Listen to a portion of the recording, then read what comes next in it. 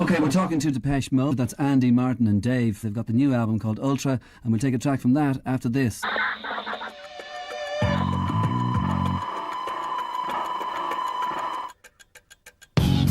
Okay, Andy, what's been happening with Depeche Mode since the last album? Quite a lot, actually. It's a strange thing. Although it's been 4 years, we're actually on tour for 2 years. It took a year to make the album, so we only actually had 6 or 7 months off. The album's called Ultra. Ultra? Yeah. Any reason for that? Just a really great word, really simple, and I can't believe no one's ever done it before. I had to go back looking through like old, chronicles of albums just to make sure no one's ever done it. And as far as I know, it's never been done, and I'm really surprised by that. And Mummy can have the peach one and you can have the blue one, yeah? How do you see the new album in relation to previous albums? I mean, if, for instance, if I could call Violator #1, Songs of Faith and Devotion #2, could I call this #3? Well, in some funny sort of way, I think you maybe should reverse this one and Songs of Faith and Devotion. This one seems more of a natural follow-up to Violator to me. Longevity and the music industry. These are two things that don't really go together. Like most entertainment mediums, the spotlight and success of an artist in the music industry is an incredibly fickle thing. 1 second, you could be the shit, the biggest name in the world, and the next thing you know, you're nobody. A one-hit wonder lost to time, only remembered in nostalgic whispers. Or you could be a big star, playing arenas, rife with fans everywhere wanting to hold your hand and tell you how much your music meant to them. And next thing you know, some rumors about diapers come out and, well, bye-bye, I guess. Though, even among the successful, lasting beyond 5 years, both in the spotlight and in the cutting edge, is a bit of an impossible task. And before you say it, no, your favorite niche, favorite band's favorite band, doesn't count. The underground is a completely different beast, hence why artists across all ponds like hip-hop and industrial and post-hardcore and all of that can stay influential and well-known to those in those scenes for much longer than their expected shelf life. No, I'm talking about the big mainstream acts who saw at arenas. And, well, with them, it's one of those rare tasks, the sort of thing you rarely see outside of Boomer and Gen X acts. It's the same reason why you don't see Gym Class Heroes or Escape the Fate selling out arenas in 2025, even though in 2005, they were at the top of the world. What compounds onto this even more than just the fickleness of fame is just how tumultuous the life of a touring artist or band can really be, especially with bands. Because as the years go on, it often will lead to dissolving relationships between members and egos butting heads in more and more toxic ways. So again, making it past the 5-year mark, let alone the 10-year one, is a daunting task, but a commendable achievement to those who can do it. And for those who can get past even those 10 years, those are the true legends. And one band who fits that description would be the one and only Depeche Mode.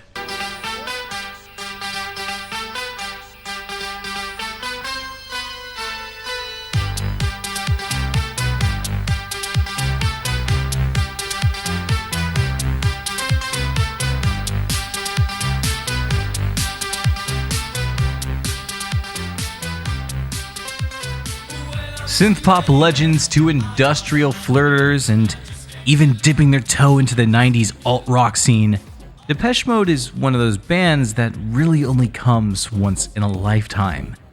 Able to maintain a distinct sound and identity, all while constantly shape-shifting over their long list of records.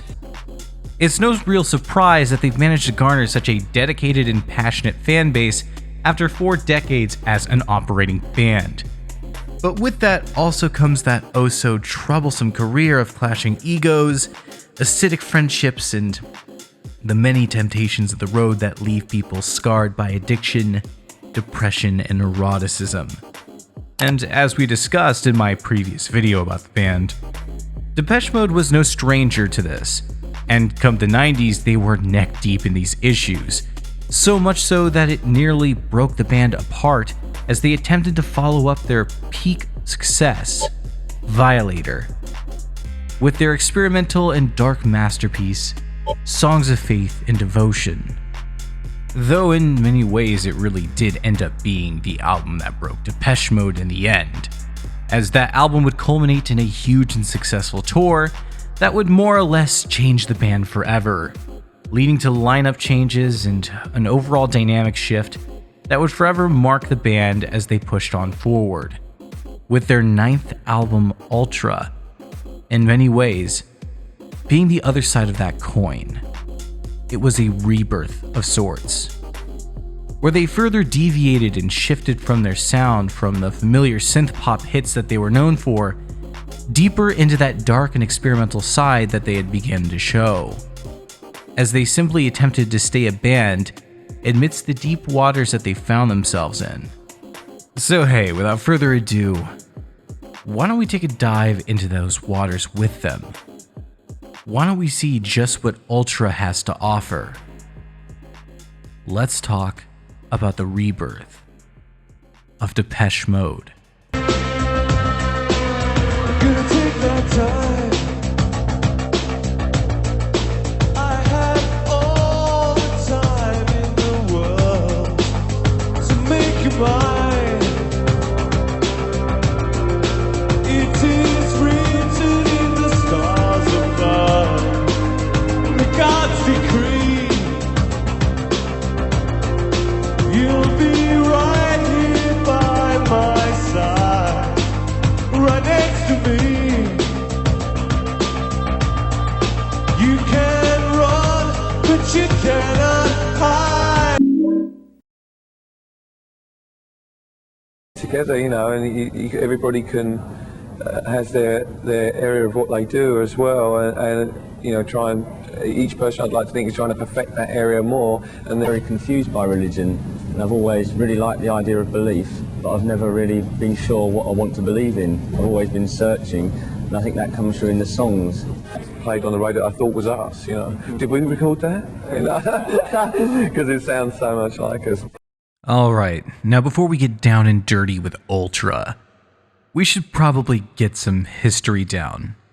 But just the basics, because Depeche Mode is a bit of a rabbit hole. So, if you will, why don't we try and get a big picture thing going on here. Depeche Mode is one of the most influential bands that music has ever seen. And that's for a lot of reasons. They not only helped to really define the whole synth pop and new wave genres of music back in the early days, but they were also one of those huge artists that brought a lot of life and color to the early goth scene, with records like Black Celebration being one of those big crossovers to happen during that time. And another huge thing they did is they gave a lot of legitimacy to synthesizers. While it's easy to look at the 80s and see it as the era of synth cheese, in a lot of ways that's kind of all it was for the mainstream. It really wasn't until the mid-2010s where synthesizers and computer instruments were more or less normalized in music, as outside of pop and, electronic music, a lot of people just kind of wrote them off as just being fake instruments and not taking any talent to actually use. And Depeche Mode being one of the biggest electronic acts to ever walk the earth, well, you can lay that at their feet. They are one of the main reasons why synthesizers are so popular to this day and were, again, normalized in music. I think I got a bit bored with the sound of the guitar. The electric guitar, there's not a lot that you can do with the sound of it. You can flange it or put it through an echo or something, but it's still basically the same sound. And the synth offers a variety of sounds. You can almost get any sound on it if you look for it. And all of these are just the more basic flowers that you could really lay at DM's feet, as they are one of those bands that, even if you've never heard their name, you've probably heard at least 3 or 4 songs of theirs in your lifetime by simply existing around Western radios, shopping centers, or going to the movies. Now, that being said, outside of songs like Just Can't Get Enough and the many hits off their album Violator, Depeche Mode is also a band that's constantly shed its skin and experimented. As we mentioned previously, this isn't unique to them. The new wave and synth pop pool was full of artists who would shapeshift and experiment. You had cheese factories like the Human League jump from early new wave to including soul and R&B in their music with songs like Human, as well as artists like Gary Newman who helped to create the dark wave sound and later bring in electro-industrial elements to the whole thing in their latter career. Even David Bowie would take a stab at it, though as with everything Bowie does, he would fuse it with a lot of different sounds and genres as well because, that's just kind of what Bowie does, but either way you get the point. New wave, synth pop, whatever you want to call it, was a very experimental genre. But where Depeche Mode differs from the traditional experimentation of the genre is that, unlike a lot of other bands where they either sounded exactly the same every album or they slightly deviated, and on the more extreme end, they would completely change themselves, Depeche Mode had a very logical progression to their records. They were more or less linear in their approach to new sounds and themes, adding them as time went on in a way that felt organic, like genuine maturing of a sound. I guess the best way to explain it is they had a lot less curveballs here, but nothing so alienating that it would make your head spin, as long as you followed their records through the release order. That is, however, up until Songs of Faith and Devotion. Songs of Faith was one of the biggest shifts the band would ever see, as it more or less saw them eschew much of their early synth pop roots. It was a much darker and more minimal album in many ways, despite its production being so high. With respect to Flood, the producer who also handled Violator, it may have been higher than their previous work, but the overall sound was just a lot less flashy and a lot less based on ear candy. It entered into a much more atmosphere-focused direction and really tapped into that tortured artist feel that was becoming more common at the time. The record took much more inspiration from the early 90s grunge scene and had a large dose of blues thrown into it for good measure, especially with the guitar and piano work on it. It was also a record that saw the band begin to play around with the trip-hop elements that would become more of a staple to them later on. But that's only really half the coin here. The other side to all of this is the actual function of the band itself, or the lack thereof. To anyone familiar with Depeche Mode, it's no secret that the members, especially Dave and Martin Gore, were explicitly known as divas. And the longer that the band went on, and the more successful that they became, so did their egos and their size, and their tendency to argue and fight. It was this very dysfunction that had come after the heights of their success on Violator that would lead to the band taking an extended break of sorts in the early 90s before attempting to produce their 8th record. And it was the struggles and hardships that would go on here that would result and culminate in Songs of Faith and Devotion. To give a bit of an odd comparison here, it's a very similar situation to that of Metallica's Saint Anger, a record that was made less to try and make a great album, but really just to make an album, and just keep the band alive through the tumultuous situation that they were in. The only difference here is that Saint Anger is one of the worst albums ever made, and Songs of Faith is a borderline masterpiece that people actually fucking liked. Though, unlike Saint Anger, at the end of the day, the band didn't go out into the sunset with a solid lineup and rejuvenated bond, ready to continue on as a legacy act. Instead, with Depeche Mode, it would lead to, ultimately, more turmoil, and a change that would forever scar the band. To be honest, I was, a very kind of, what I would call you know, a very kind of clever junkie, you know, in that I was able to, for quite a long period of time, hide how bad I was. It's hard for you to hit a bottom, if you like. Yeah. A financial bottom is something that a lot of junkies come to when they have absolutely nothing left and they're sleeping on a mattress. A lot of people that I know now that got like that. Then there is no. You've got to turn for help. You got to do something about it. The problem I had was an endless supply of money. Fresh off the success of Songs in Faith and Devotion, and the acclaimed and massive tour that they did in support of the record, the victory lap would be short-lived and ultimately tainted, as the continued coils burning in the background would only get hotter. Dave's addiction had only continued to fester, and more turmoil between the members brewed. And this is no real surprise, as the Devotional tour was one of the band's lowest points. Seeing the DVD or some live footage here on YouTube, you'd probably never know that, as the band performed at their absolute peak, showing great stage chemistry, musicianship, and just a overall stage presence in the live show like no other. From the outside looking in, it would seem like they were at the top of the world. Like everything that they had went through was worth it, and it was all just a magical rejuvenation, kind of like what we talked about happened before. But backstage and behind the curtain was a very different story. Dave continued to get smacked out of his mind, Fletch further spiraled into a complete nervous breakdown, and Martin would end up suffering multiple seizures as a result of his extreme stress and the alcohol abuse he had been enduring. So needless to say, despite the success and acclaim that the band were being showered with, behind the scenes, a much more tragic reality was playing out. All of this would culminate in the continued dysfunction of the band and a inability to really get any new material written and recorded. Though by this point, gaps between material was becoming the norm, where it all really went south was in 1995, when Alan Wilder would have enough of it all, and he would see himself exit the band.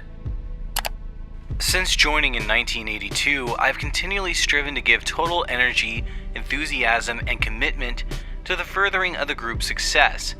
But in spite of a constant imbalance in the distribution of the workload willingly offered this, unfortunately within the group, this level of input never received the respect and acknowledgement that it warrants. Relatively sour, Alan would leave the project, and despite his loss and overall inability to get anything going, Martin Gore wouldn't be deterred, however, and he would continue to make attempts at getting new material produced. But the elephant of Dave's narcotics abuse was a growing instability that hung over the band like the sword of Damocles. The lead singer for Depeche Mode is one man who has really suffered because of his addiction to heroin. Things got so bad in August 1995 as Gahan shot himself in a toilet and slashed his wrists. 1996 would end up being a fatal year, as it would end up being one of both breakthrough and near tragedy. After years of self-abuse and drug dependence, it all came to a head when Dave would end up overdosing. A fatal incident mixing coke and heroin that resulted in his heart stopping for 2 minutes. Though by a miracle, Dave would end up surviving this. But it wasn't his only brush with death, as only a year prior he had attempted suicide by slashing his wrists. I really felt pretty desperately about the fact that maybe if I wasn't around, life for other people around me would be less painful, you know, and I really thought about that a lot. I didn't really want to die, you know, I didn't really want to like end it all. I wanted there to be someone to be there, to be able to knock on the door and pick me up and check if I was okay. I mean, my ego was so up that I thought I could choose the time to die, you know. But the following year, Dave's addiction hit a new low when he overdosed on a mixture of heroin and cocaine. Again, I had some kind of like fascination with death, and I just remember, the last thing I remember was being with this guy in the bathroom, and I remember telling him not to put too much heroin in the syringe because I felt something was wrong, you know. I mean, I was already high as a kite, and you know, was never enough. That was my problem. It was like, that wasn't enough. It was like more, more, more. And I remember, as soon as he kind of put the needle in my arm, I remember looking into his eyes and knowing something was really wrong, and it didn't feel right.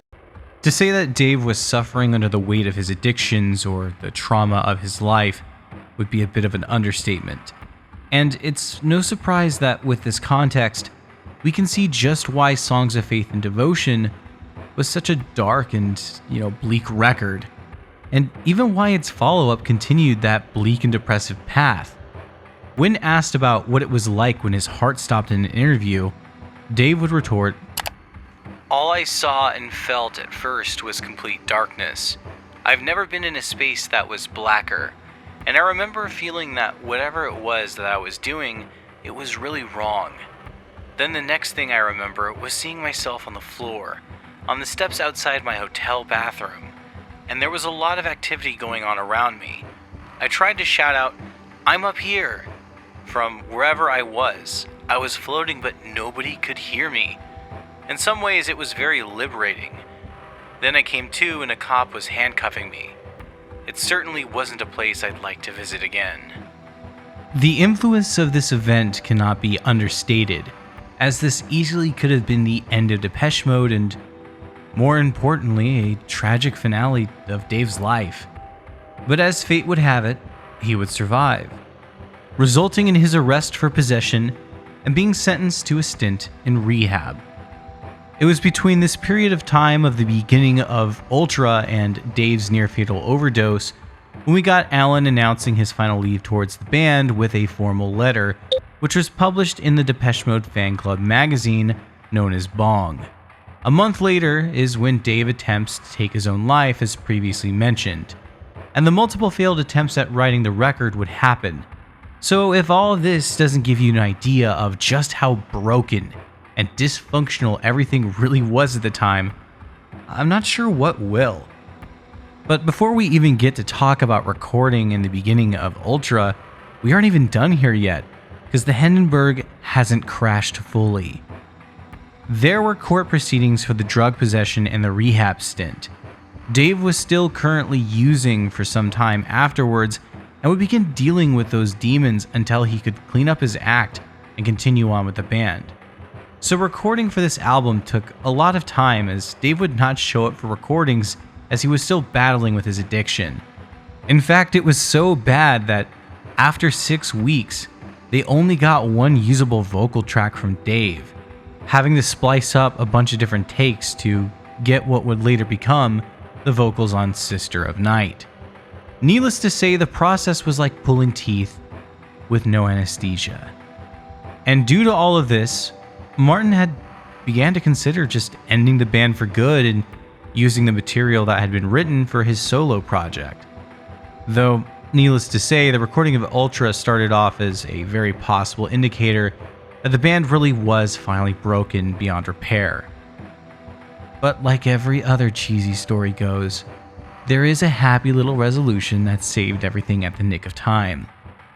Once Dave had started to take things more seriously and realized the importance in his life and the desire that he had to not end up a statistic, yet another rock star found dead covered in vomit and blood, the recording started to take off and go in a very good working direction.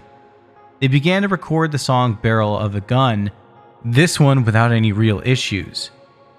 Due to Dave's still vulnerable nature and everything behind the scenes, they decided not to tour to promote the album, and instead would just do a few little mini concerts which they dubbed Ultra Parties, as well as a handful of TV appearances. Due to Alan having left the band, we got Christian Eigner on drums and Dave Clayton on keyboard, who was then later replaced by Peter Gordiano on the 1998 singles tour, which was a year later. Christian and Peter remain as the touring members to this very day. But with all that being said, it really goes to show just how tumultuous and insane this entire era of the band was, so I guess it's time we talk about just how the album was made. I've said, quite a few times that Dave's one of the best frontmen around. He's really good at doing that. I tried to roll a bit of Elvis, Jagger, Prince and Jim Morris and all the frontmen that I found entertaining to watch, you know, into one. When Ultra originally entered its writing phase before Dave's overdose therapy, Martin and Fletch would begin by writing material that was a lot more experimental than what came before. Be it due to boredom with the staple sound that they had had in the 80s, or just a desire to really push something new and innovative out, and trying to prove that they themselves could keep the band going without Alan. Either way, it bred some interesting results. Tim Simeon would end up being recruited as the producer, and as the album was written, much more of that trip-hop influence from Songs of Faith would make a return, though here it would be far more front-pacing and apparent, with the band taking a lot from the staple Bristol sound, forced to be reckoned with during the early to mid-90s. Now, for the non-music nerds who don't really know what the hell trip-hop is, it sounds something like this.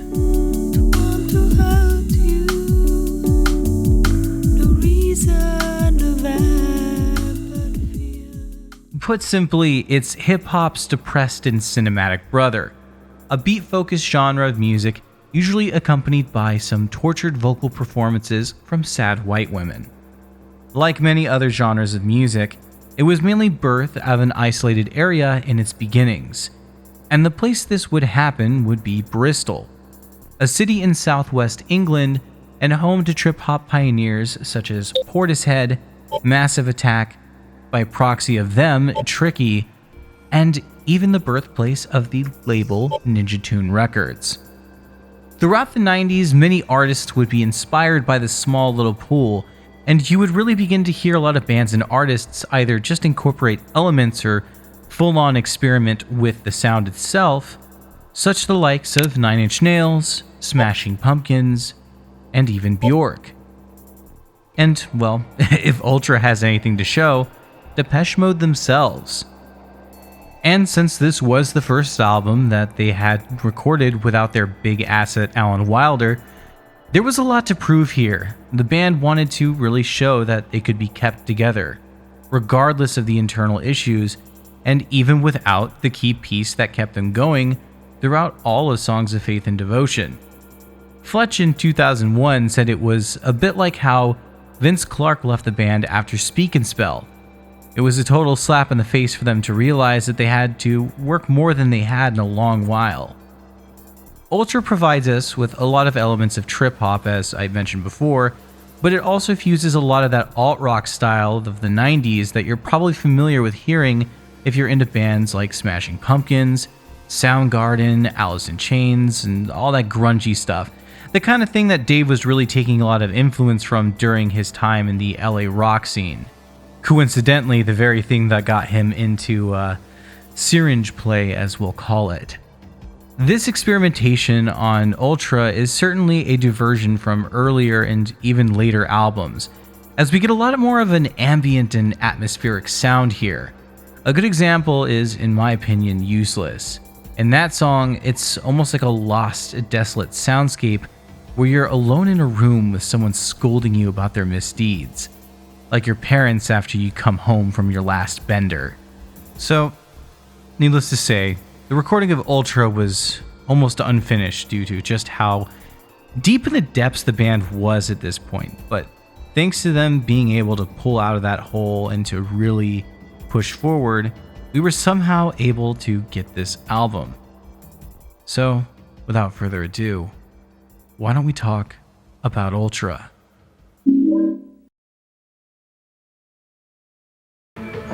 Not being broke, but financially, but being spiritually bankrupt completely. You know, I'd have to wake up with that every day and think, God, you know, I should be so grateful for where I am, but I was looking in the mirror and hating myself, you know, and not being able to escape from that unless I used heroin. The ingredients to kind of stay sober are very simple. You know, just don't pick up. Get your ass to a meeting, talk about how you're feeling, talk to your sponsor, you know, all the stuff that you're taught in the program, and it works, you know, it does work. After years of extreme turmoil and dysfunction, the album was finally finished. recorded mostly smoothly once Dave got his addictions in check, and to the surprise of just about everyone, when Ultra debuted in spring of 1997, it would end up being seen as one of Depeche Mode's most defining and important works. And given the album's starting track, this is no real surprise.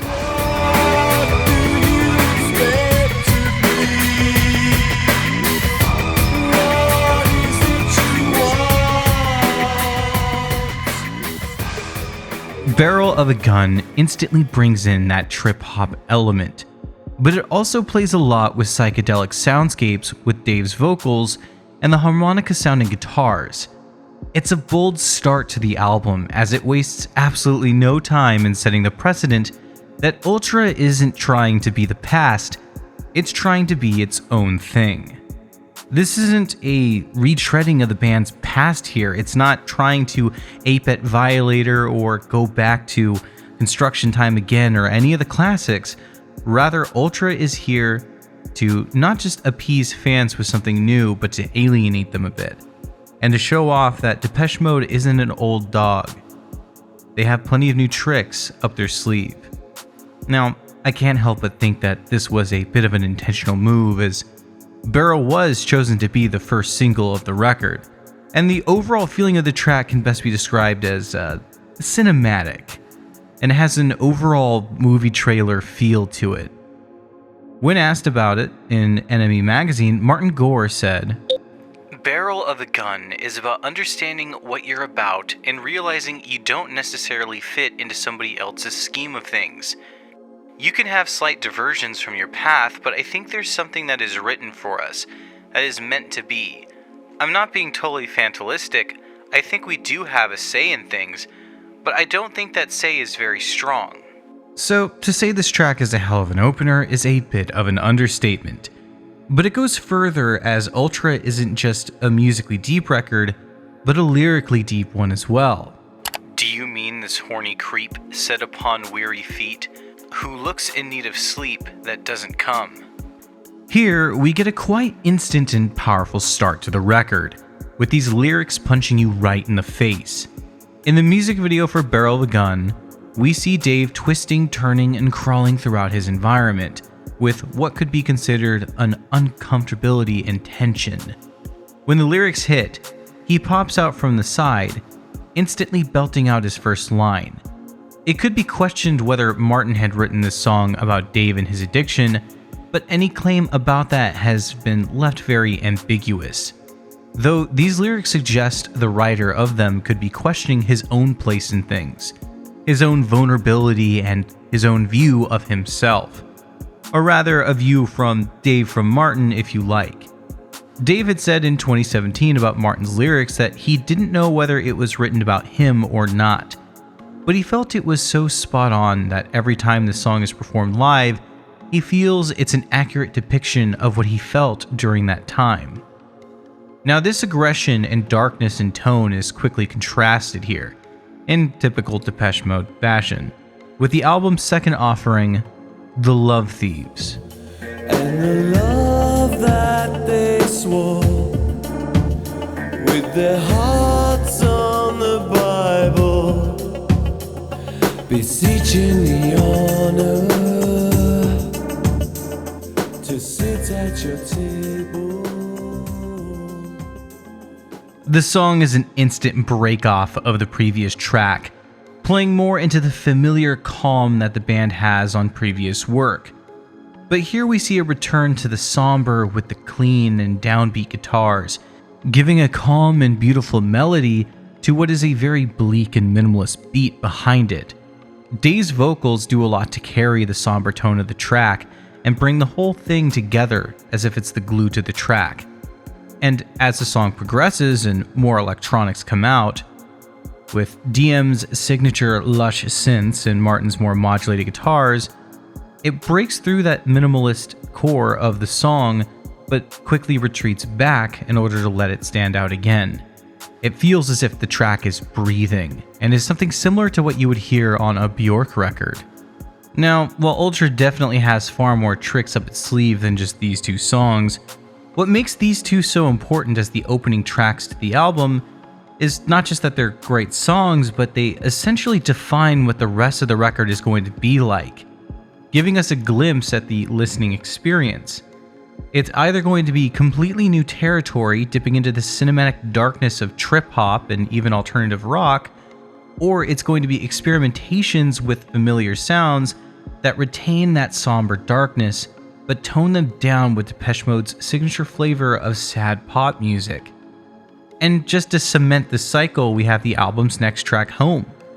Home brings back that more trip-hop influenced sound we heard on Barrel of a Gun, though this time it's far less psychedelic and far more futuristic.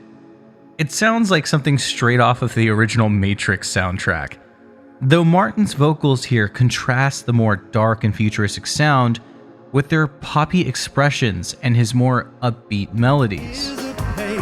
From the empty stage, a cage of a heaviest cross ever made, a cage of the deadliest trap ever laid. Martin's presence isn't just more stated due to his voice being the lead on this track, but even his guitar playing is also much more pronounced on this song. In a way, Home is a bit of a peek as to what the Martin solo take on Ultra could have been if it came to full fruition. It's also a very raw and honest track lyrically. God, send the only true friend I call mine. Pretend that I'll make amends the next time. Befriend the glorious end of the line. Home is Martin's ballad to himself, crooning about the dark time in his life with his struggle of alcoholism. He was realizing the impact that alcohol was having on him and how it was affecting his daily life, drinking his sorrows away. And this song was a way for him to admit his resignation to that situation, as he put it. He had started to acknowledge that he was rushing himself into an early grave. So this song was an output of him accepting that fate. Which again, between Martin and Dave, this is a very common theme of what Ultra is about. It really is the healing record. It's the coming off my addictions record, which typically those sorts of albums are cheesy, but in the case of Ultra, as you've heard, it actually holds up pretty well and feels far more sincere than many of the "I'm never gonna do cocaine again" ballads that you would hear from cock rock bands during the late 90s when they were recovering from their 80s hair metal days. Now that being said, for how great of a track Home may be, it doesn't hold a candle to what is one of my favorites off the record, the classic, It's No Good. But you cannot hide. Don't say you want me. Don't say you need me. Don't say you love me. It's understood. Don't say you're happy out there without me. It's No Good brings on a sort of what you would consider mainstream pop sort of vibe for the time. It's one of the biggest singles that the band had ever produced and would go on to be one of the most commercially marketable songs of all time. The lyrical content brings on a theme of, I own you and you would be happier with me. I'll wait here until you realize that it's no good without me. A message that is satisfying on the surface level, but leaves you a lot to sink your teeth into. And if you wish to dig into it, you can. As does just about almost every song on this record, honestly.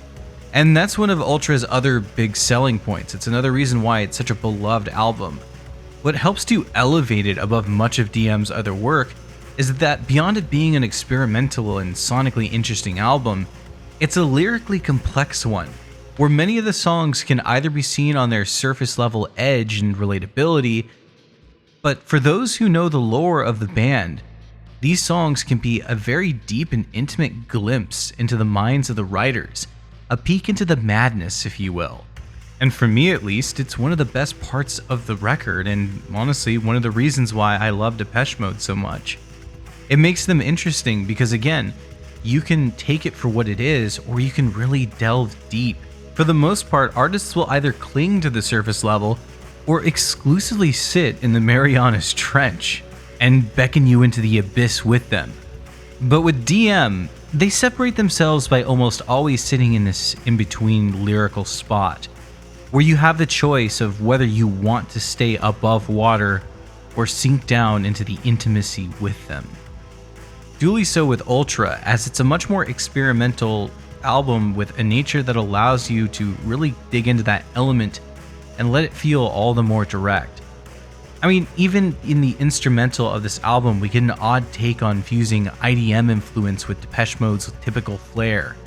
Uselink brings in some Aphex Twin influence with its synth tones, and contrasts it with a more dirty beat over the top, including light IDM elements to the core of the trip-hop sound that Ultra has flirted with the entire record, and it also plays a bit of homage to Some Great Reward with its lead synthesizers sounding like they're ripped right off that record. It's just an odd but really great fusion of sounds. Also, a little fun fact since I brought him up, Aphex Twin was in attendance at one of the Ultra parties, so yeah, that's pretty cool. Now, the song Useless, on the other hand, brings back some of those blues elements that was heard prominently on Songs of Faith. But like with It's No Good, it brings more of the pop elements to the forefront, mixing Dave's lush vocals with the ambient soundscape.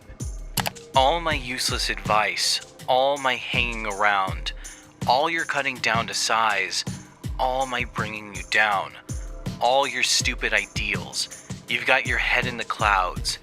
You should see how it feels with your feet on the ground.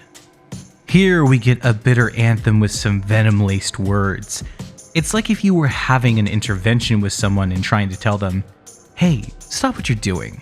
I've told you over and over that you keep making the same damn mistake and soon enough you're gonna get burned. It's telling the listener that whatever this may be, they are completely lost in their own world. The writer feels powerless over whatever the situation is here, and it's them saying to the subject that they need to get their shit together because they're hurting them and everyone else around them. While little to no confirmation exists here, we could say that a lot of the songs in Ultra are likely to be Martin talking about Dave, maybe himself, or maybe just the situation in general at the time, but yeah, it's totally about Dave.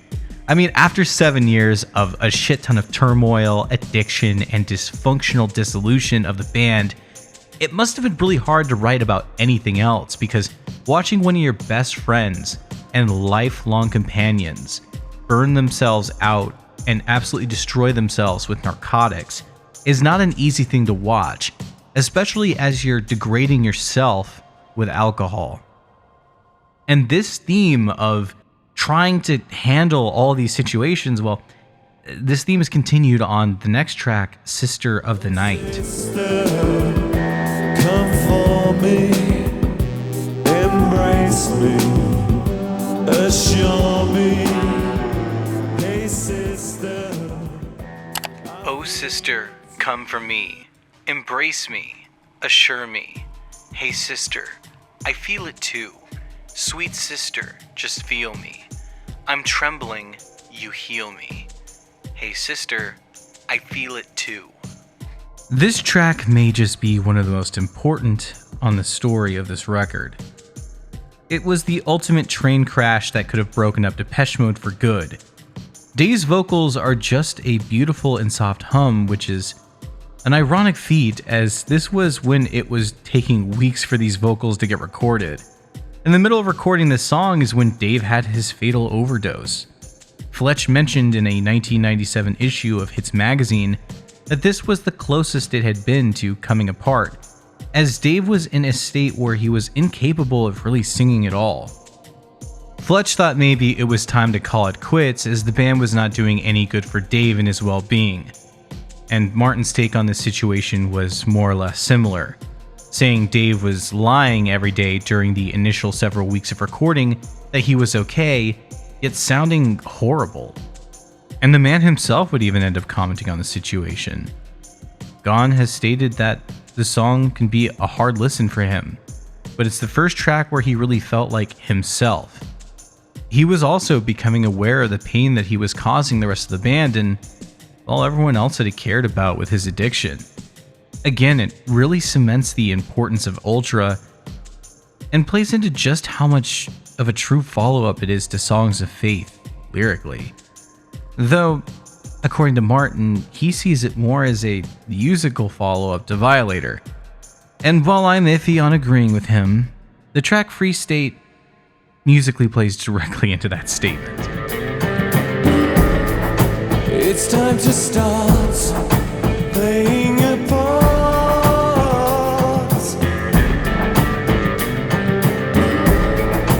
Freedom awaits. Open the gate. Free State lives up to Martin's comments, as the musicianship and the songwriting feel like a logical progression of what could be heard on much of that record. Though here it takes on more of the blues and trip-hop influence. The slide guitar here really helps to accent much of Dave's vocals, giving it a much more rustic feel, feeling like a much more high-production version of something that you would have heard off of Violator. Now it's here where we enter the tail end of the record, and it's here where we're greeted with yet another Martin-focused track, where he sings the lead vocals and again gives us a bit of a glimpse at what a Martin solo take of this album could have been like. Who's never quite sure what he's moved towards. I walk blindly on, and heaven is in front of me. Now, the last real track on the record is Insight, a softer, more ballad-focused song, and yet another one that flirts with the band sound on Violator, and in many ways is one of the best ways to end Ultra, because its lyrics really heavily focus on the theme of hope. And the spirit of love is rising within me, talking to you now, telling you clearly, the fire still burns. It's a clear indication that the band themselves were still burning with the passion and eagerness to march forward that they had said they had. This wasn't some failed attempt at a cash grab or just keep things together for the sake of keeping the gravy train rolling. Despite the scars of the past and the narrow road that they walked throughout the 90s, this culminates in a feeling of rebirth. That rebirth that this entire era really held for the band. And it's here where Depeche Mode finally began to shed their demons and move forward as a tighter, closer, and more complete version of themselves that hadn't really existed since the late 80s. And just in case that message wasn't clear enough, there is one final song on Ultra, and that would be the hidden track Junior Painkiller. It might just be a short instrumental and appears when you least expect it, but it's like a lullaby. It's there to just gently push the album into its completed state and send it off into the night.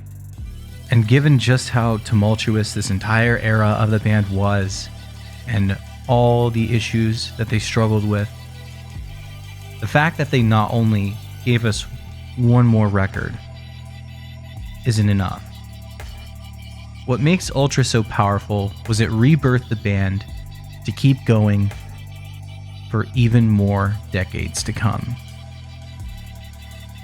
And Junior Painkiller, even if it is just a silly short little instrumental, was that last little extra bit of assurance that Depeche Mode was here to stay. There's new words, new trends come up all the time, but we have survived for 15 years. We're one of the few bands, apart from status quo. Well, I think we've always tried to offer some sort of alternative and make interesting music that can make people think a bit.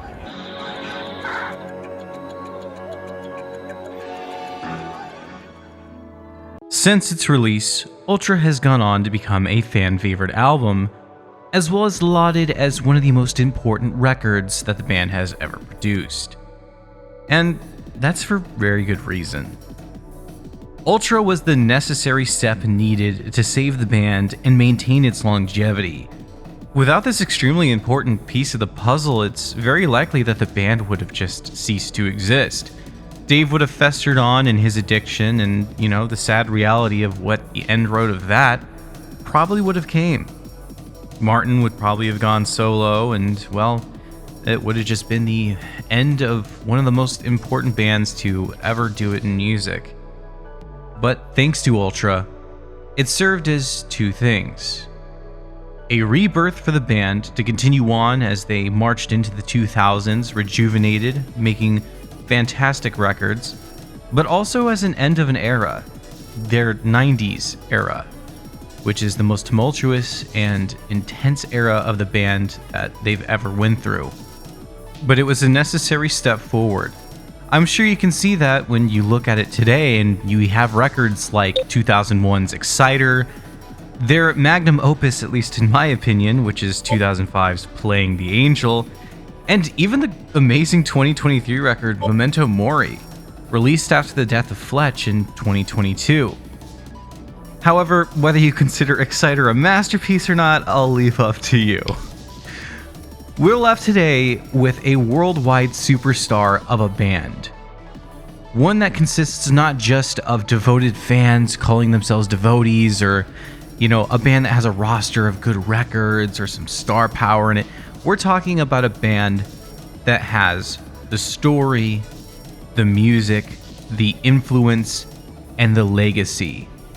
A band that is defined by the timelessness of their music, the contributions that they gave, as well as the struggle, turmoil, and triumph. And I think that's what makes Ultra so great.